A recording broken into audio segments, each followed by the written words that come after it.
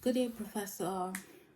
Um, Today I'm going to be speaking on the research on tackling the subaltern quandary, marketing systems of dignity. So, a quick introduction. A lot of scholars worked on this research because they were fascinated about the poverty database, and many of these scholars worked on this research, and they focused on subaltern empowerment, healthcare system, macro initiative market action, marketization, and consumption escapes. Subaltern's consumption behavior, public and subaltern marketing initiatives.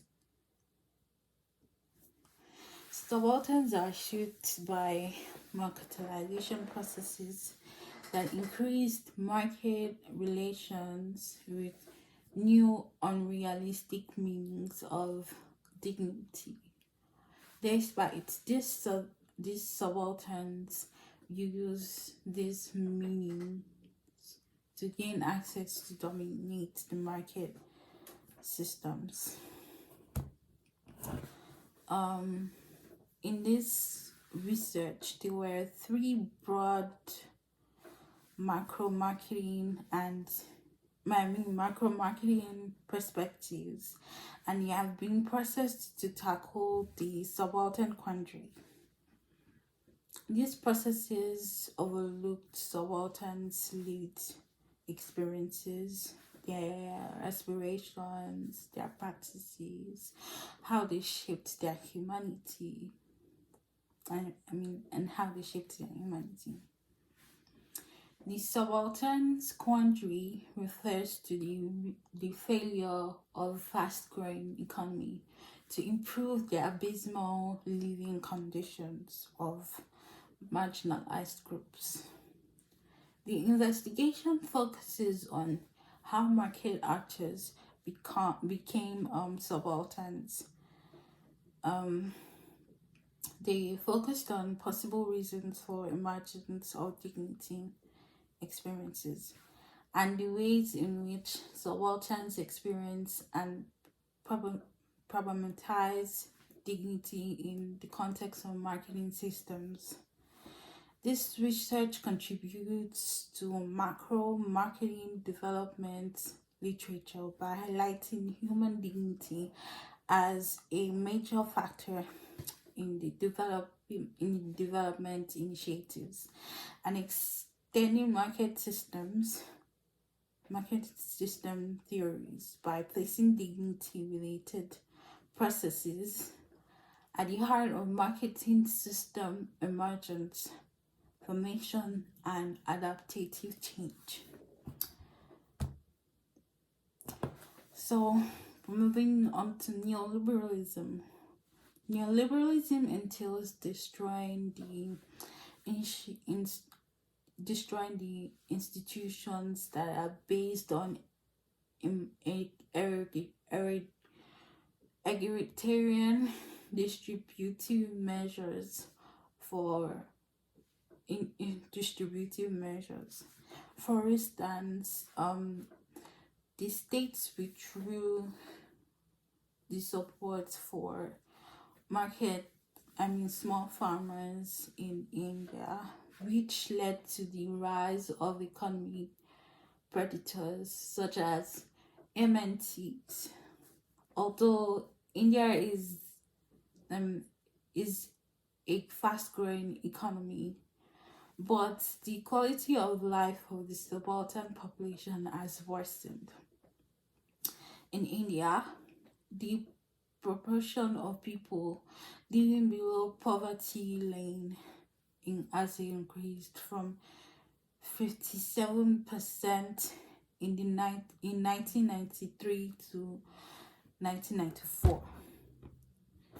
Then from 65 no They increased from 57% in 1983 to 1994. Then in 2004 to 2005, it became 65.5%. The level of prices in prices for essential services increased by owing widespread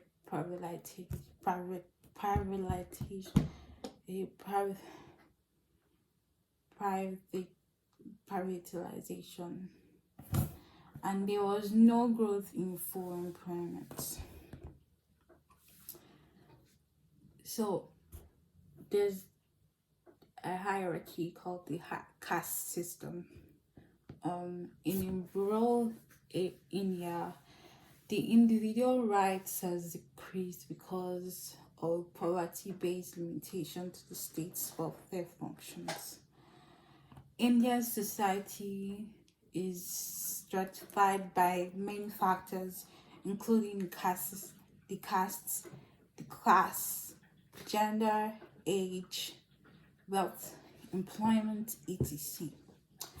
That has given the rise to socio-political hegemonic discourse. The caste system is a complex system because it is a complex system that includes Brahmins, Takurs, Yarmi, Yavav, Loha, and Muslims as the top caste. The Shama caste is the lowest caste in the hierarchy and is classified as a scheduled caste. In pre-modern times, the economic relations were governed by Jajmani system, which involves patronage-based provisioning. The system was exploitative because land-holding upper-class castes were expected to be served by lower caste workers like Baram from White Tiger, like Baram's family from White Tiger. Caste emancipation movements in 20th century led to the caste groups trying to regain their privileged position by hindering the free exchange, monopolizing markets, or reconfiguring value systems. So we're going to focus on BOP, that is the bottom of the pyramid. BOP is an attempt to address neoliberal oversights by drawing the attention to potential rewards of developing subaltern markets. BOP's central thesis is that neoliberal reforms will lead to the decrease in poverty. The moral economy perspective considers market as social inbound practices and mechanisms of provisioning. BOP combines profit generation and poverty alleviation by using the self-interest of powerful market actors. The BOP is designed to regulate subalterns to a prospective state within action fields, that is, the consumers of solutions imposed from the top. Subalterns dream of markets as well as opportunities for the inclusion, participation, and value creation. Dignity. Dignity has always been part of the hegemonic discourses in India. This has been seen through the prism of the caste system, which offers a minimal degree of social security to subalterns.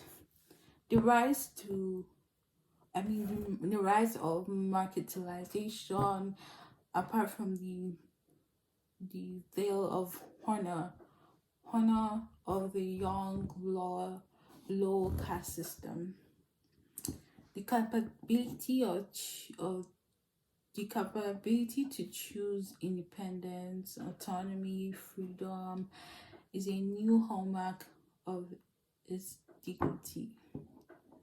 Some of the respondents from the landless families migrated to industrialized parts of the country in hopes of capitalizing on new opportunities afforded by developing markets. However, they were unable to quickly adapt to the new reality and failed to secure decent paying jobs. So like somebody like Barham, who went to the city to look for a job thinking that he will be able to make it in the city by just working. Like he thought like he was going to be a big man in the city, and he will use the money he earns to take care of his family. But that is not how he met it. He had to work hard. He was even he was almost arrested because they were trying to blame him for something he didn't do. And at the end of the day, he had to kill his master to become part of the higher castes. He created his own empire, and then he became a big part of he became part of the highest hierarchy of the caste system. But in this century, the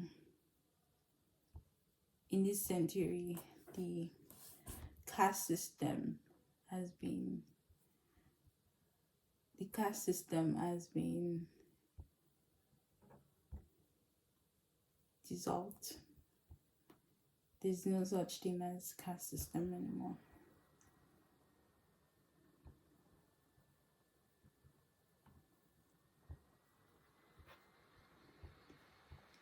So that is the end of my presentation.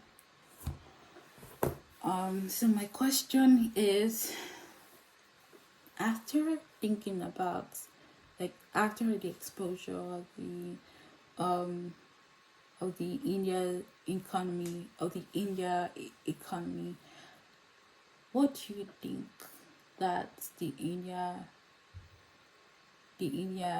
Indian government would do? Do you think they're going to